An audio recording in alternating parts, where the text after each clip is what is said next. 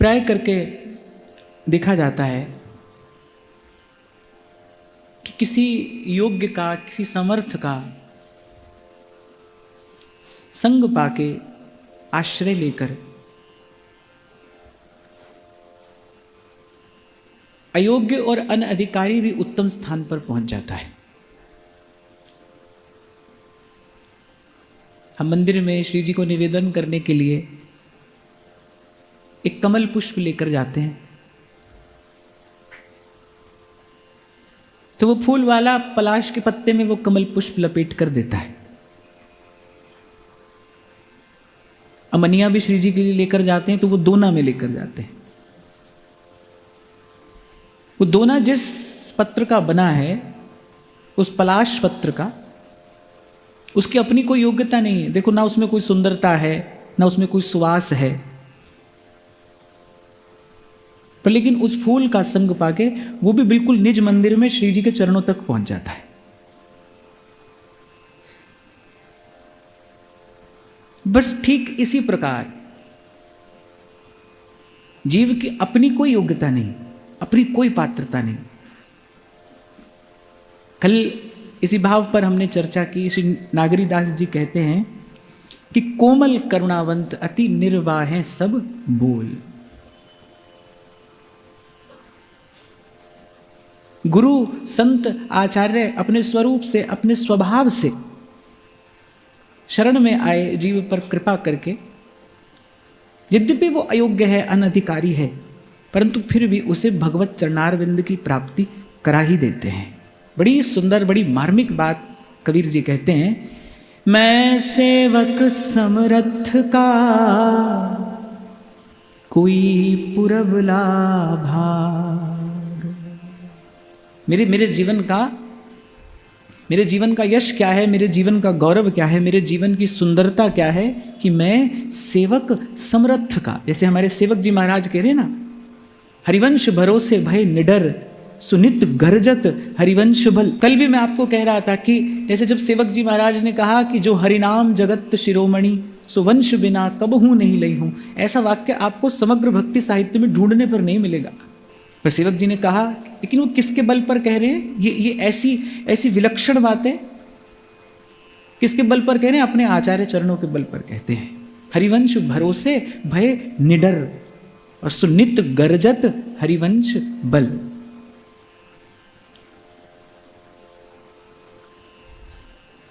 कल भी एक छोटी सी बात मैंने विराम के क्षणों में आपको निवेदन की थी कि जब तक भय है तब तक न तो आनंद है, न प्रसन्नता, न शांति, न चैन। और 5 प्रकार के भय जीव के साथ ही लगे हैं। जब तक जीव निर्भय नहीं होगा तब तक सुखी नहीं होगा। कितना भी साजो सामान जुटा ले पर प्रसन्न नहीं होगा। और निर्भयता केवल और केवल किसी समर्थ की शरणागति से ही संभव है। हम अपने जीवन में भी देखें, हम कभी इतने समर्थ नहीं हुए कि हमें किसी अन्य के आश्रय की आवश्यकता ना हो। हम छोटे थे, शरीर की अवस्था जब कम थी तब माता पिता की आवश्यकता थी, फिर बड़े हुए तो फिर किसी और की आवश्यकता हुई।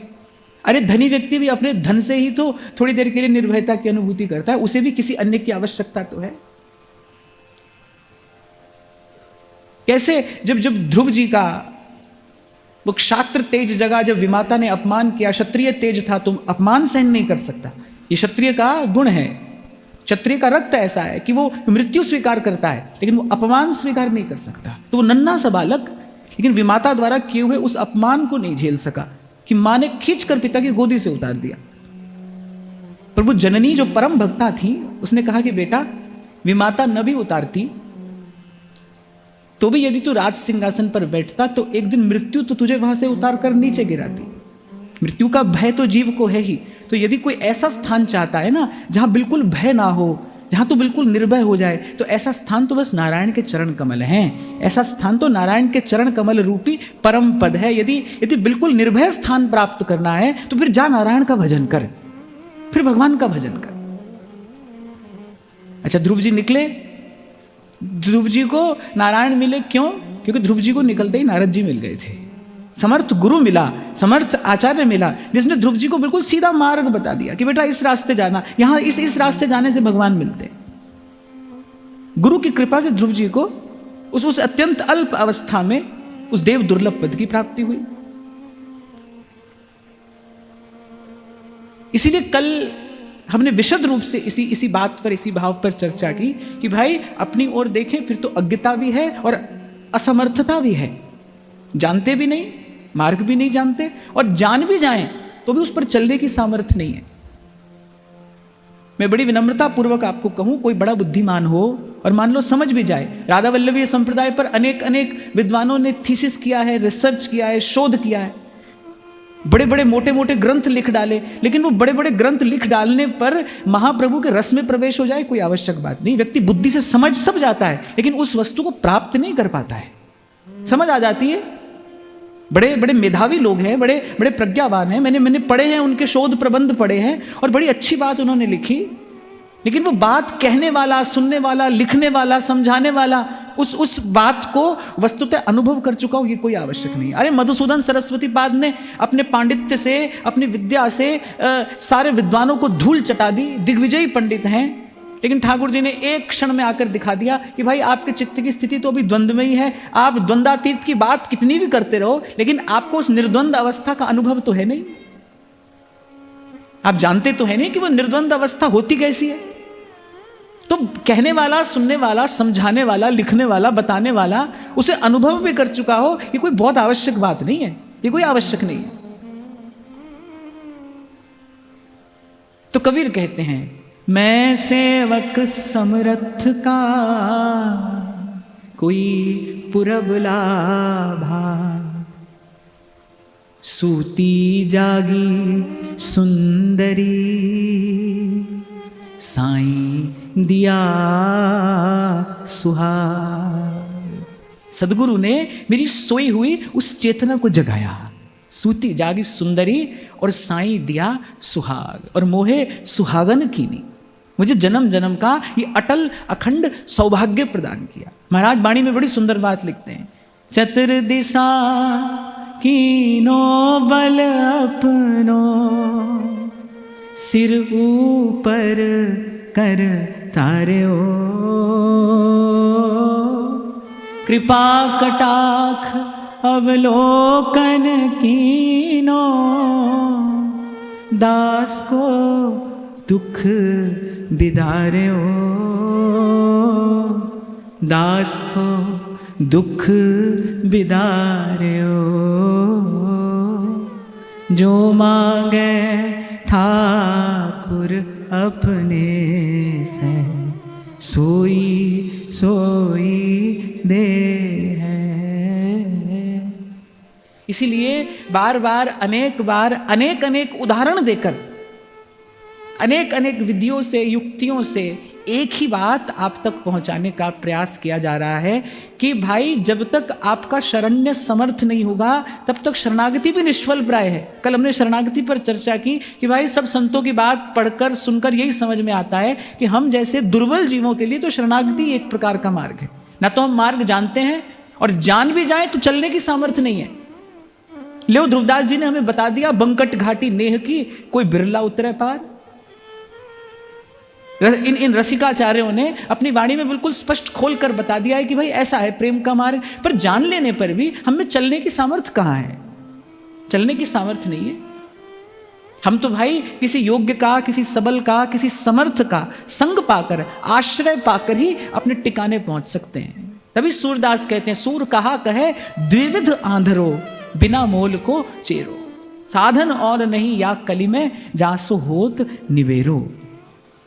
इसी का विचार करके जब जिस काल में, जिस युग में स्वयं प्रभु इन कृपालु दयालु आचार्यों का विग्रह धारण करके प्रकट हुए हैं अस्मदादि जीवों को अपने चरणारविंद की शीतल छाया प्रदान करने के लिए। इसीलिए भक्तमालकार कहते हैं, और जुगनते कमल नयन कलिजुग बहुत कृपा करी। इस युग में प्रभु की विशेष कृपा है, विशेष करुणा।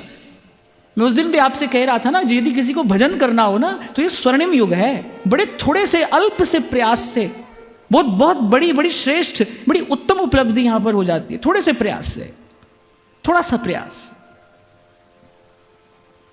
और फिर एक बार फिर से श्री जी के चरणों का धन्यवाद करते हुए, उनके श्री चरणों में पुनः पुनः प्रणाम करते हुए, कृतज्ञता व्यक्त करते हुए कि हमें ऐसे समर्थ आचार्य की शरणागति मिली है जो डंके की चोट पर कहता है, जो डिमडिम घोष करते हुए कहता है कि कोटि कोटि अपराध मैं खेवी आगले पिछले।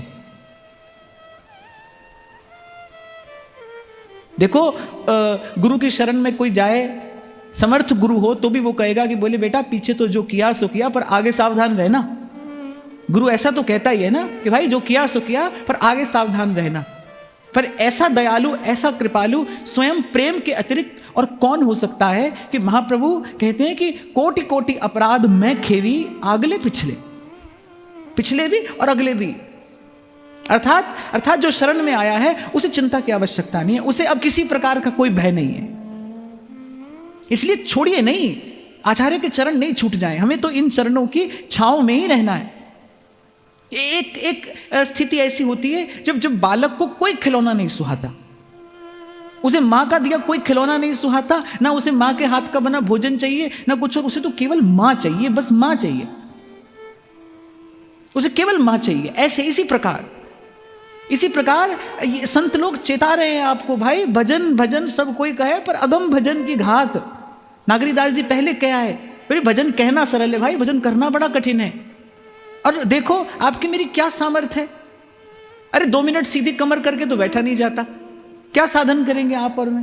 न तन में सामर्थ्य है, न मन में सामर्थ्य है, और साधन यहां पर किसी काम का नहीं।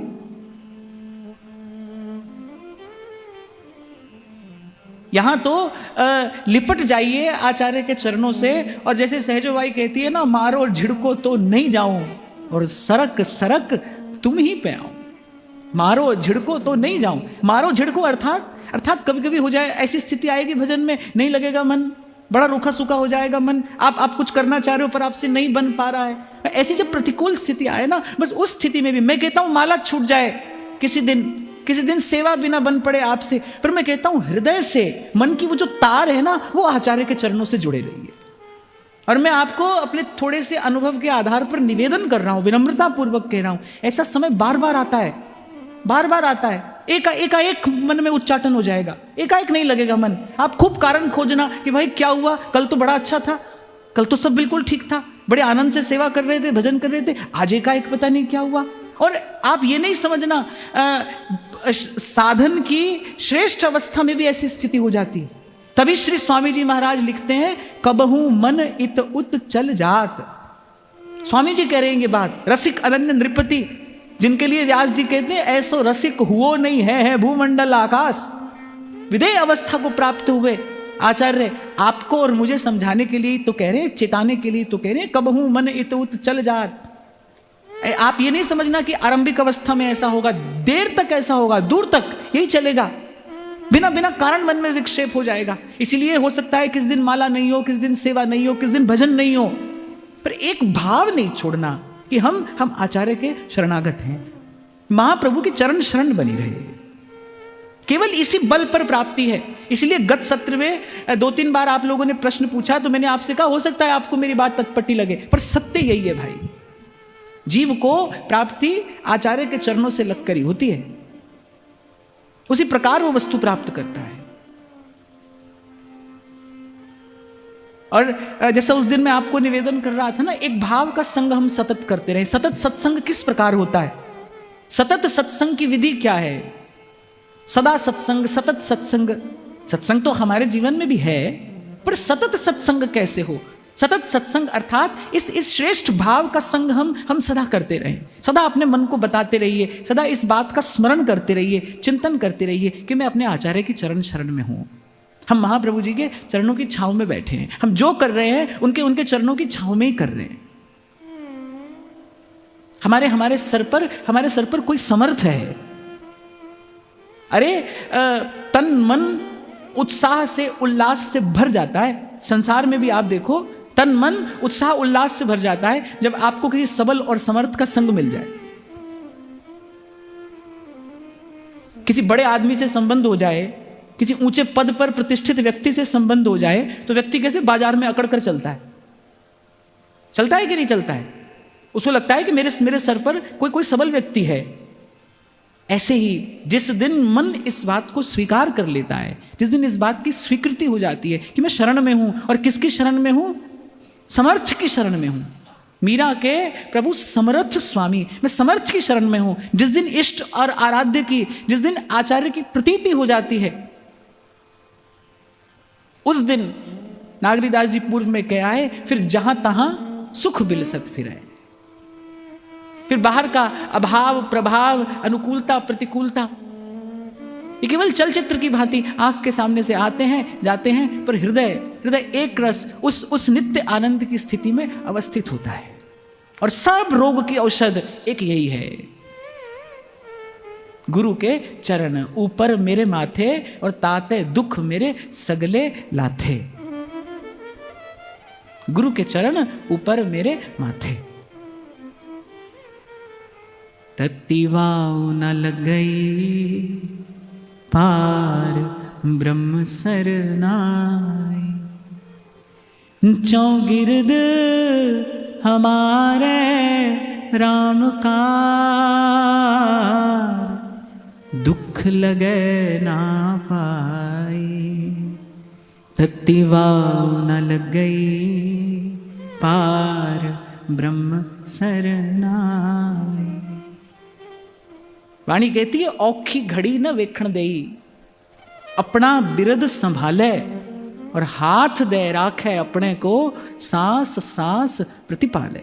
भाई इस विकृति से भरे विषम विषैले संसार में संतों ने अगर कहीं आनंद की अनुभूति की है ना, तो बस इसी भाव में की है। इसीलिए मैंने कहा भाई माला छूट जाए किसी दिन, सेवा न बन पड़े, शरीर रोगी हो जाए, क्या क्या अपना नियंत्रण है इस पर, अपनी क्या सामर्थ्य है? हो जाए तो हो जाए, छूट जाएगा, माला भी छूट सकती है, सेवा साधन भी छूट सकता है, पर हृदय से उठत बैठत सोवत जागत, उठत बैठत सोवत जागत, हो मेरी जुड़ी रवे गुरानल तार, लिख दे लिखन वालिया, लिखन वाले। तार टूट नहीं जाए। कबीर कहते हैं कि तार नहीं टूटे, बस हमको जो प्रयास करना है, जो साधन करना है, वो इसीलिए कि ये इस भाव का संग सतत होता रहे। आपको स्मरण हो, पूर्व भी हमने चर्चा की थी कि सत्संग तो हो जाता है, भजन भी हो जाता है, पर उसमें सातत्य नहीं आता, उसमें निरंतरता नहीं आती। जैसे ध्रुवदास जी ने कहा, रसिकन को संग करे निस दिन, या में प्रमाद ना करे। निस दिन भजन, निरंतर भजन, उसमें प्रवाह मानता नहीं आती, होता है फिर नहीं होता है, फिर अधिक होता है कम होता है। अरे भाव जब तक स्थिर ही नहीं होगा, पुष्ट कैसे होगा? जैसे एक संत उदाहरण देते हैं, कह रहे कि बंदर के मन में आया, बोले हम खेती क्यों नहीं कर सकते, हम भी कर सकते हैं। तो उसने मनुष्य को देखा कैसे बीज डालता है, ऐसे उसने भी बीज डाला। अब वो क्या करे, रोज खोद कर देखे भाई इसमें कुछ हुआ कि नहीं, इसमें कुछ हुआ कि नहीं, तो कैसे हो, डालकर उसे छोड़ देना पड़ता है ना कुछ काल के लिए। तो आपका मेरा भाव बिल्कुल ऐसा है, कभी कम है, कभी अधिक है, कभी नहीं है। और ध्रुवदास जी कहने, आवत जात न जानिए कैसे छांव और धूप। भाव जब तक स्थिर ही नहीं होगा तो अंकुरित कैसे होगा, फलेगा फूलेगा कैसे, भाव पुष्ट कैसे होगा? तो हम हमारे भजन में, हमारे चिंतन में, हमारे जीवन में ये जो सत्संग का, सेवा का, सुमिरन का ये सातत्य है, निरंतरता है, ये कैसे आए, कैसे आए, इस बात का विचार करना चाहिए। भाई अब दिन भर भी यहां नहीं बैठ सकते, ना आप बैठ सकते ना मैं बैठ सकता, दिन भर मंदिर में भी नहीं बैठ सकते। बैठ भी जाओ और मान लो कोई व्यक्ति हट करके बैठ भी जाए तो क्या होगा, मन तो उछलता कूदता रहता है। माला तो कर में फिरे, जीभ फिरे, मुख माई, और मनवा तो 34 फिरे, ये तो सुमिरन ना है। हट करके मान लीजिए बैठ भी गया कोई व्यक्ति 6 घंटा 8 घंटा, क्योंकि ऐसे तूफानी साधक भी होते हैं, वो भी देखे हैं मैंने, वो बस हट करके बैठे हैं। अब बैठ जाओ, पर इससे कुछ बहुत ऐसे लाभ तो होता नहीं, मुझे तो नहीं लगता कोई लाभ होता हो इससे। तो वो जो वस्तुतः एक प्रवाह है ना भाव का, जिसमें सहजता भी है, जिसमें सरसता भी है, वो कैसे आए? तो इसी सद्भाव का संग करना है। भाई मैं शरण में हूं, मैं शरण में हूं, और दृढ़ता पूर्वक पकड़ने हैं चरण आचार्य के। और दृढ़ता पूर्वक आचार्य के चरण पकड़ने का तात्पर्य दृढ़ता पूर्वक भजन भाव को पकड़ना है। और दृढ़ता पूर्वक पकड़ना अर्थात मान लीजिए कभी मन लग रहा है, मान लीजिए कभी नहीं भी लग रहा है, ध्रुवदास जी ने कहा ना, कबहू तो थोड़ो भजन और कबहू होत विशाल। पर भजन करने वाला कैसा हो? जैसे शूरवीर होता है, एक वीर होता है, एक शूरवीर होता है। वीर क्या है? जो किसी भी स्थिति में अपना पांव पीछे नहीं हटाए, उसको वीर कहते हैं। और शूरवीर कौन होता है? जिस पर जितना प्रहार हो वो उतने वेग से, उतने उत्साह से और आगे बढ़ता है। इसलिए कबीर कहते हैं, भक्ति करे कोई सूरमा, कामी क्रोधी लालची इन पे भक्ति न होए। भक्ति करे कोई सूरमा, जात बरन कुल खोए। भक्ति करना शूरवीर का कार्य है। सुगम सुगम सब कोई कहे, पर अगम भजन की घात। भक्ति करना शूरवीर का कार्य है। तो दृढ़ता पूर्वक भजन भाव का आश्रय लेना, अर्थात मन लग रहा है नहीं लग रहा, पर हमको घबराना नहीं है, चिंतित नहीं होना है। किसी दिन शरीर नहीं चलेगा, किसी दिन मन नहीं चलेगा। मैं तो देखता हूं कई बार कि मान लो माला लेकर हम बैठ भी गए, तन को तो हमने खींच तान कर बिठा लिया भजन में, पर मन तो नहीं आता है खींच तान कर हाथ में, मन तो हाथ नहीं आता है। क्या करें? तो मैं तो कहता हूं सबसे पहले इस भाव का अपने जीवन में हम पोषण करें कि भाई हम अपने आचार्य की चरण शरण में हैं। यहीं पर आकर संत निर्भय हुए हैं। ये संतों का अनुभव मैं आपसे निवेदन कर रहा हूं। उन्होंने देख लिया, समझ लिया, भाई अपना करना धरना कोई बहुत मूल्य का नहीं है। ये जो हम कर भी रहे हैं ना, इसका कोई बहुत मूल्य नहीं है। क्या अल्प सा जीव और उससे भी अल्प सा साधन, क्या मिलता है इससे? इससे भगवान मिलते हैं? नहीं मिलते हैं, इससे नहीं मिलते हैं। जहां से आज मैंने अपनी बात आरंभ की ना, योग्य का, समर्थ का संग और आश्रय पाकर, और अयोग्य जो है ना वो भी श्रेष्ठ स्थान पर पहुंचता है, अपने बल पर नहीं जाता है। फिर आगे कहते हैं,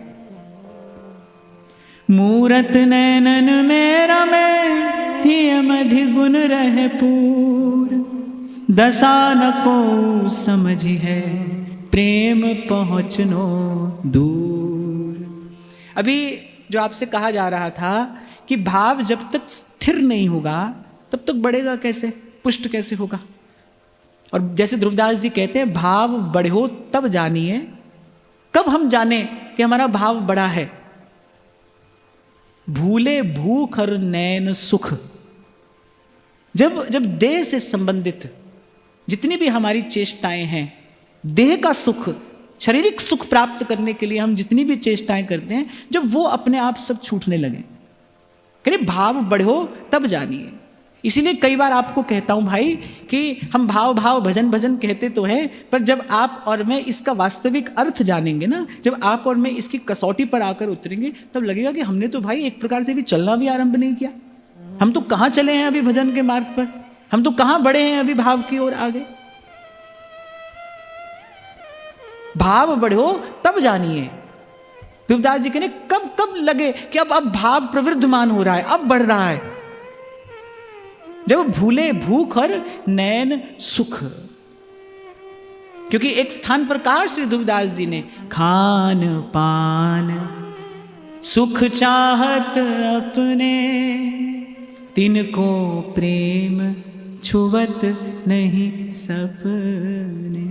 खान पान सुख चाहत अपने, तिनको प्रेम छुवत नहीं सपने। तो फिर नागरी दास जी इसकी युक्ति बताते हैं, कहते हैं मूरत नैनन में रमे। श्री जी थारी मूर्ति रे, छे जो नैनारो सणगार। थारी मूर्ति रे, छे जो नैनारो सणगार। नैनारो सणगार मारा हैड़ा के रोहार। श्री जी थारी मूर्ति रे, छे जो नैनारो सणगार। दो बातें भगवान ने कही ना, अभ्यासेन तु कौन्तेय वैराग्येन च गृह्यते। अच्छा देखो, जो योग मार्ग के साधक हैं, ज्ञान मार्ग के साधक हैं, उनका अभ्यास बड़ा कठिन भी है और बड़ा रूखा सूखा भी है। अब किसका अभ्यास करना है उनको? वो कह रहे हो कि भ्रिकुटी के मध्य में किसी ब्रह्म ज्योति का ध्यान करिए, फिर उसको देखते रहने का अभ्यास करिए। कान पर उंगली लगाकर कोई नाद सुनिए, फिर उसको सुनते रहने का अभ्यास करिए। आप देखो हमारा अभ्यास कितना सरस है, अभ्यास कितना सुंदर है। हमें किसका अभ्यास करना है? बार बार अनंत कोटि लावण्य मूर्ति रस मूर्ति राधा वल्लभ लाल के दर्शन का अभ्यास करना है। श्री जी थारी मूर्ति रे छे जो नैनारो सनगा। आहा, महाप्रभु कह रहे अरे नरवाहन प्रभु निहार, लोचन भर घोषनार, नक सिक सौंदर्य काम दुख निकंदिनी। श्री राधा वल्लभ लाल का रूप कैसा है? इस रूप के दर्शन का प्रसाद क्या है? राधा वल्लभ लाल के रूप दर्शन का, श्री राधा वल्लभ लाल के दर्शन का प्रसाद क्या है? दर्शन मदन गोपाल मनोहर, मन सिज ताप निवार। बोले एक देवता का दर्शन करने से कामना की पूर्ति होती है। मंदिरों के बाहर लिखा रहता है ना, सर्व मनोकामना पूर्ण। हालांकि मैं तो सदा कहता हूं बिल्कुल झूठी बात है ये। सर्व मनोकामना भी पूर्ण होती है कभी किसी की? ये तो बिल्कुल झूठ का धंधा है भाई, बिल्कुल झूठ का। पर संसार में व्यापार तो इसी प्रकार चलता है, इसी प्रकार चलता है। देखो भाई, ये जो भीड़ दिखाई देती है ना, गरज सजदा कराती है, इबादत कौन करता है? किसकी भीड़ है? ये सकामता की भीड़ है, ये सकामता की भीड़ है। ये शास्त्रीय विधान है। आप इसको कोई मेरी व्यक्तिगत सोच मत समझिए कि मंदिर में केवल एक ही देवता प्रतिष्ठित होना चाहिए। मंदिर किस लिए होता है? मंदिर इसलिए होता है कि जहां जाते ही बिखरा हुआ मन सिमट जाए। वो जो स्थान बनाया जाता है वो इसी भाव से बनाया जाता है। मंदिर में बैठकर आपको क्या करना है? पूजा करनी है, अर्चना करनी है। अर्चना बिखरे हुए मन से नहीं होती है। सबसे पहले तो वो स्थान इस प्रकार बनाया जाए कि उस स्थान में प्रवेश करते ही आपका बिखरा हुआ मन सिमट जाए। अब आप क्या करते हैं? मंदिर ही आप ऐसा बनाते हैं। मंदिर में कुछ लोग तो मैंने देखा, वो तो कुछ छोड़ते ही नहीं।